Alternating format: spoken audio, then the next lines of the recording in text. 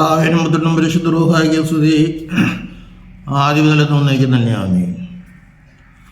The true ഫെയ്ത്തിലേക്ക് എല്ലാവർക്കും ആത്മാർത്ഥമായ സ്വാഗതം.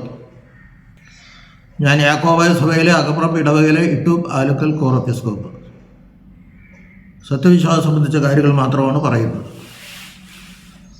തെറ്റുകളുണ്ടെങ്കിൽ നമുക്ക് തിരുത്താവുന്നതാണ്. ഇന്ന് പറയാൻ ഉദ്ദേശിക്കുന്നത് പരിശുദ്ധ റൂഹായുടെ പുറപ്പാട്, യാക്കോബായ സഭയുടെ വീക്ഷണം എന്ന വിഷയത്തെ ആസ്പദമാക്കിയാണ്. ഈയിടെ വലിയൊരു ചർച്ചാ വിഷയമായി തീർന്ന വിഷയമാണത്.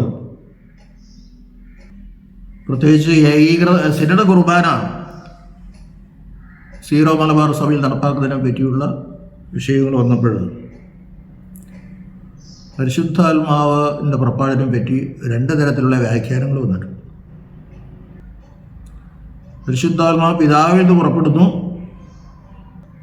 ഒരു വ്യാഖ്യാനം, ആത്മാവ് പിതാവിൽ നിന്നും പുത്രനിൽ നിന്നും പുറപ്പെടുന്നു എന്ന് വേറൊരു വ്യാഖ്യാനം. ഇതിൽ യാക്കോബായ സഭയുടെ വീക്ഷണം എന്താണ്, വിശ്വാസം എന്താണെന്ന് ഞാൻ പറയുന്നു.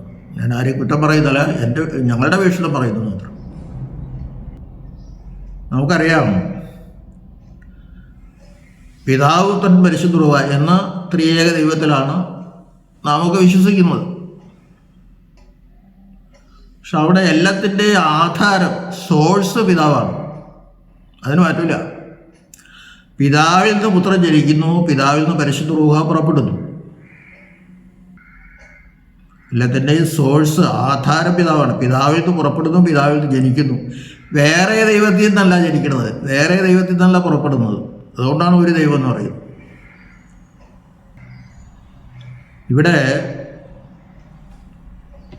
പശീത്തോ ബൈബിളിലെ പശീത്തോ സുറിയാനിയിൽ നിന്നും വിവർത്തനം ചെയ്ത ബൈബിള് മധ്യ കടിയാമ്പറമ്പിൽ കുര്യൻകോർ എപ്പിസ്കോപ്പച്ചൻ വിവർത്തനം ചെയ്ത്, അത് യോഹന്നാൻ 15:26 എൻ്റെ പിതാവിൻ്റെ അടുക്കൽ നിന്ന് പുറപ്പെടുന്ന സത്യത്തിൻ്റെ ആത്മാവ് വരുമ്പോൾ അവൻ എന്നെക്കുറിച്ച് സാക്ഷിച്ചു കൊള്ളും. എൻ്റെ പിതാവിൻ്റെ അടുക്കൽ നിന്ന് പുറപ്പെടുന്ന സത്യത്തിൻ്റെ ആത്മാവ്, പരിശുദ്ധാത്മാവ്. അപ്പം പരിശുദ്ധാത്മാവ് പുറപ്പെടുന്നത് പിതാവിൽ നിന്ന് മാത്രമാണ് എന്ന് വളരെ വ്യക്തമായിട്ട് കർത്താവോട് പറയുന്നുണ്ട്. പിന്നെ മറ്റൊരു സംശയത്തിനോട് അവകാശമില്ല. പിതാവിൽ നിന്നും പുത്രനിൽ നിന്നും പരിശുദ്ധാത്മാവ് പുറപ്പെടുന്നു എന്ന് പറഞ്ഞാൽ വലിയൊരു ദുരുപദേശത്തിലേക്ക് നമ്മൾ വന്നു ചേരും. ഞാൻ നേരത്തെ സൂചിപ്പിച്ചു, എല്ലാത്തിൻ്റെയും സോഴ്സ് പിതാവാണ്. പുറപ്പെടുന്നതും ജനിക്കുന്നതും പിതാവിൽ നിന്നാണ്. അപ്പോൾ യാക്കോബായ സഭ വിശ്വസിക്കുന്ന പിതാവിൽ നിന്ന് പുറപ്പെടുന്ന പരിശുദ്ധാത്മാവ് പുത്രനിൽ കൂടി നമുക്ക് ലഭിക്കുന്നു എന്നാണ്. എല്ലാം പുത്രനിൽ കൂടിയാണോ ലഭിക്കുന്നത്? ഒന്നും കൂടെ വിശദമായിട്ട് പറഞ്ഞാൽ ഇങ്ങനെ പറയാം, പുത്രനുള്ളതെല്ലാം പിതാവിൽ നിന്നുള്ളതാണ്. അത് സംശയമില്ലോ. പിതാവ് ചെയ്യുന്നതല്ലാതെ പുത്രന് ഒന്നും ചെയ്യാൻ സാധ്യമല്ല, പിതാവ് പറയുന്നതല്ലാതെ പുത്രന് പറയാൻ സാധ്യമല്ല. അപ്പോൾ പിതാവിൽ നിന്നുള്ളതെല്ലാം, പുത്രനുള്ളതെല്ലാം പിതാവിൽ നിന്നുള്ളതാകുന്നു. അഥവാ പുത്രനും തുല്യമായി അവകാശപ്പെടാത്തതായി പിതാവിന് യാതൊന്നുമില്ല. പിതാവിനുള്ളതൊക്കെ പുത്രനും അവകാശമുള്ളതാണ്. പക്ഷേ സോഴ്സ് ഇല്ല. പിതാവ് പറയുന്നു, പിതാവ് ചെയ്യുന്നതും അല്ലാതെ പുത്രന് ചെയ്യാൻ സാധ്യമല്ല. ആകയാൽ പരിശുദ്ധാത്മാവ് പുത്രൻ്റേതിൽ നിന്ന് എടുത്ത് അല്ലെങ്കിൽ പുത്രനിൽ നിന്ന് പ്രാപിച്ച് ലോകത്തിൽ വ്യാപരിക്കുകയും ലോകത്തിന് അറിവ് നൽകുകയും ചെയ്യുമ്പോൾ ആ നൽകുന്ന അറിവ് പിതാവിൻ്റേത് കൂടിയാണ്.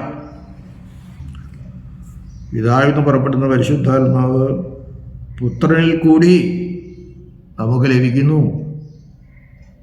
പരിശുദ്ധാത്മാവ് പുത്രനിൽ നിന്നും ആ കൃപകളെടുത്ത് അല്ലെങ്കിൽ അറിവിനെടുത്ത് ലോകത്തിൽ വ്യാപരിച്ച് എല്ലാവർക്കും നൽകുന്നു.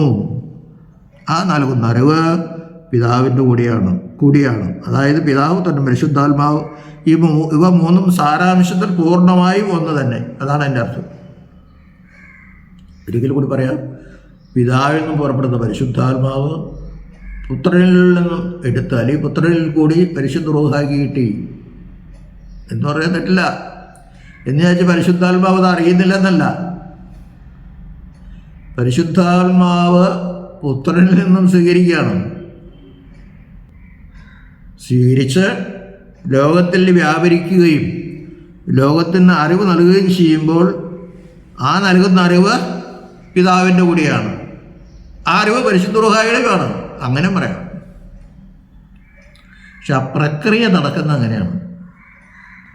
പിതാവിൽ നിന്ന് പുറപ്പെടുന്ന പരിശുദ്ധാത്മാവ്, അതിൽ നിന്നൊരു മാറ്റമില്ല അങ്ങനെ പറഞ്ഞുകൊണ്ടുള്ളത്. അങ്ങനെ വരുമ്പോൾ പിതാവ് പുത്രൻ പരിശുദ്ധ റൂഹ എന്നത് ഇവ മൂന്നും ഏക സാരാംശമുള്ള പൂർണ്ണ ദൈവമാവും.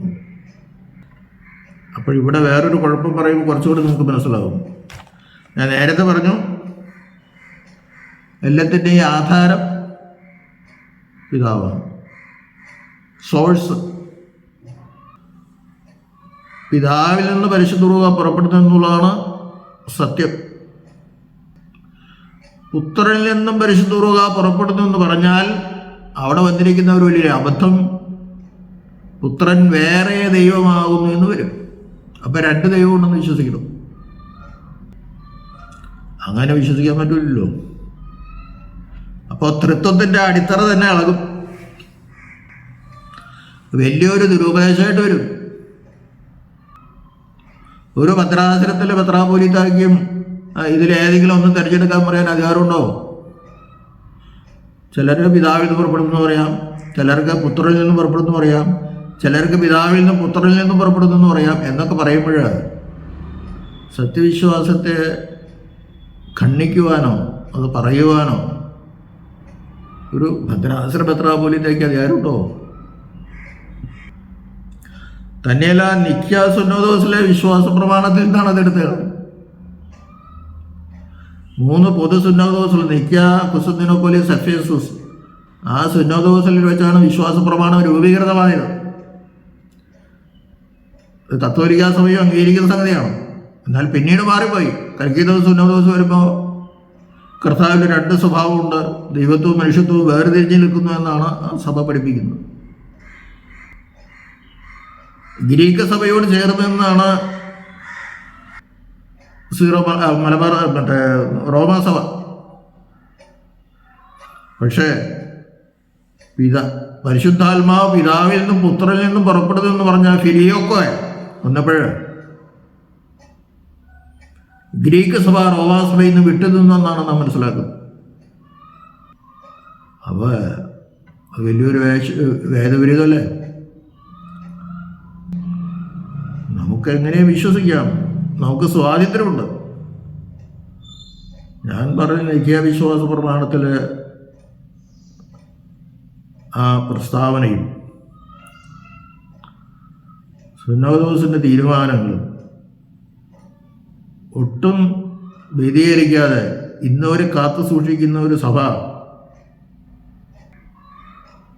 അന്ത്യോക്യൻ സിറിയക് ഓർത്തഡോക്സ് സഭയും ഈഗുപ്തായ സഭയും അല്ലെങ്കിൽ അലക്സാണ്ട്രിയൻ സഭയും അല്ലെങ്കിൽ അർമീനിയൻ സഭയുമാണ്. ഈ 3 സഭകളും കൂടിയാണ് ഏകസഭ എന്ന് വിശ്വാസ പ്രമാണത്തിൽ പറയുന്നത്.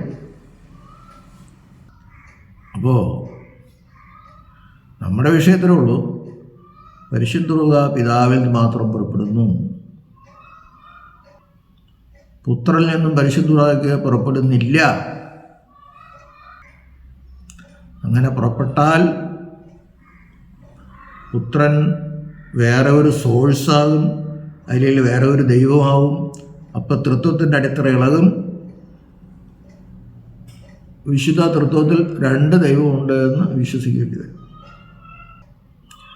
പരിശുദ്ധ റൂഹായെയും അത് ബാധിക്കാണ്. കാരണം റൂഹ പുത്രന് മാത്രമേ പിതാവിൽ നിന്ന് മാത്രമേ പുറപ്പെടുന്നുള്ളൂ. അപ്പോൾ അവിടെ പരിശുദ്ധ റൂഹായോടുള്ള നമ്മുടെ വിശ്വാസത്തെയും ഖണ്ഡിക്കുകയാണ്. തെറ്റാണത്. അപ്പോൾ സഭയിൽ ഭിന്നിപ്പുണ്ടാകാതിരിക്കാൻ വേണ്ടിയിട്ട് ഒരു ഓപ്ഷൻ കൊടുക്കണമെന്ന് അർത്ഥമില്ല. വിശ്വാസത്തിൽ ഓപ്ഷൻ കൊടുക്കാൻ സാധ്യമല്ല. ഞാനിതിനു മുമ്പ് പറഞ്ഞിട്ടുണ്ട്, എന്നെ എന്ത് പറഞ്ഞാലും വിരോധമില്ല. ദൈവോന്മുഖമായി വിശുദ്ധ കുർബാന അർപ്പിച്ചില്ലെങ്കിൽ അത് ദൈവ സന്നിധിയിൽ സ്വീകാര്യമല്ല. ജനാഭിമുഖ കുർബാന മാറ്റേണ്ട കാലം പണ്ടേ ആയിരുന്നു. അച്ഛൻ ദൈവോന്മുഖമായിട്ട് നിൽക്കണം, കിഴക്കോട്ട് നിൽക്കണമെന്ന് ഞാൻ നിർബന്ധിക്കേണ്ടല്ല. ഞങ്ങൾ കിഴക്കോട്ട് തിരിച്ച് നിൽക്കണം, അത് വേറെ. അവിടെ ഭിത്തിയിലേക്ക് നോക്കിയിട്ടാണോ വിശുദ്ധ കുർബാന അർപ്പിക്കേണ്ടതെന്ന് വെച്ചാൽ ഈ അച്ഛൻ എങ്ങനെയാണ് ചെയ്യണ്ടേ? ജനം അൾത്താരാഭിമായിട്ട് നിൽക്കണം, അച്ഛനെ കൂടെ ഇരിഞ്ഞേക്കണേ. ജനം കിഴക്കോട്ടുണ്ടെങ്കിൽ അച്ഛൻ പഠിച്ചായിട്ട് ഇരിഞ്ഞേക്കണേ. അത് ശരിയാണോ? ഈ അച്ഛനും വേണ്ടി കൂടിയല്ലേ കുർബാന അർപ്പിക്കുന്നത്. ഈ അച്ഛനിപ്പോൾ എവിടുന്ന് ഈ കുർബാനയുടെ അനുഭവം കിട്ടണേ? ഈ കുർബാനയുടെ ആ മഹത്വവും ശക്തിയും അച്ഛൻ എവിടെ നിന്ന് കിട്ടും? അച്ഛൻ പഠിച്ചായിട്ട് ഇരിക്കുന്ന ഒരിക്കലും കിട്ടില്ല. അത് തെറ്റാണത്. അത് മനസ്സിലാക്കിയിട്ടാണ് പരിശുദ്ധ മാർപ്പാപ്പ തിരുമനസ്സുകൊണ്ട് ഇങ്ങനെ ഒരു സിനഡ് തീരുമാനം എടുക്കാനിടയായത്. അതിനോട് മറുതലിക്കുന്നതിൽ അർത്ഥമില്ലെന്ന് എനിക്ക് തോന്നുന്നു. ഞാനാരും കുറ്റം പറയുന്നതല്ല, ഓരോരുത്തർക്കും അവരുടെ സ്വാതന്ത്ര്യമുള്ളതാണ് അഭിപ്രായം പറയാൻ. ഇന്നേ വരെ ചെയ്തത് ശരിയല്ലേ മനസ്സിലാക്കിയാൽ അത് തിരുത്തണം. നമ്മൾ റോമാസഭ എത്രയോ തിരുത്തിയിരിക്കുന്നു,